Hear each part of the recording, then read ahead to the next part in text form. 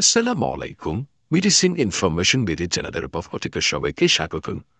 আশা করছি সবাই ভালো আছেন এবং সুস্থ আছেন।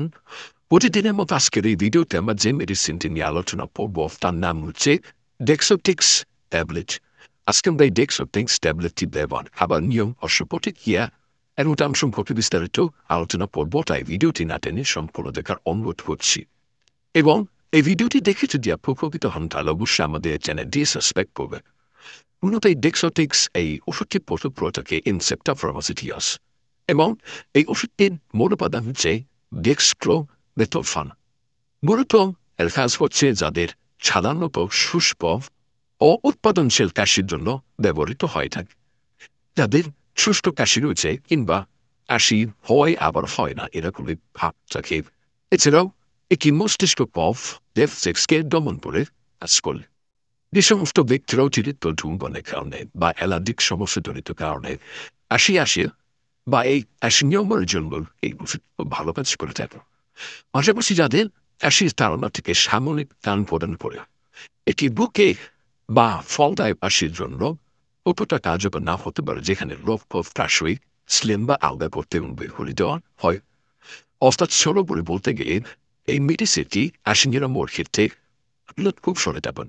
এদের কাশি বা আস্তে আস্তে ধূম বন্ধ হয়ে যাচ্ছে বা স্লিম বাজেটের সমস্যা রয়েছে বা ধূমপানজনিত শুষ্ক কাশি রয়েছে, এই শুষ্ক কাশি দূর করার জন্য এই ডেক্সোটিক্স খুবই আলোপাস করে থাকে। একে আপনারা সেবন করতে পারেন। এবার শুন দিলেন যে এই মেডিসিনটি সেবনীয়।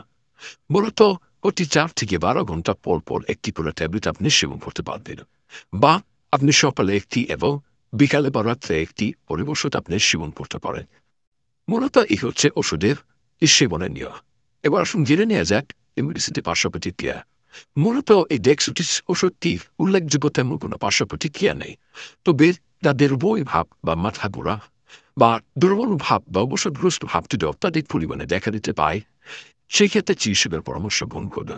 এবং অবশ্যই এই মেডিসিনটি সেবন করার পূর্বে একজন বিশেষজ্ঞ চিকিৎসকের পরামর্শ অনুযায়ী সেবন করবেন, কারণ চিকিৎসক আপনার রোগের উপর নির্ভর করে এর ডোজ বা মাত্রা নির্ধারণ করে থাকেন। চিকিৎসকের পরামর্শ অনুযায়ী যে কোনো প্রকার ওষুধ সেবন করাই সর্বোত্তম কাজ।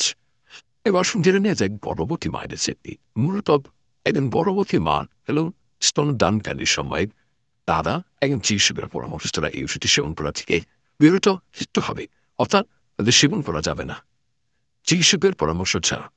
এবার আসুন জেনে নেওয়া যাক এই মেডিসিনটি বর্তমান বাজার মূল্য।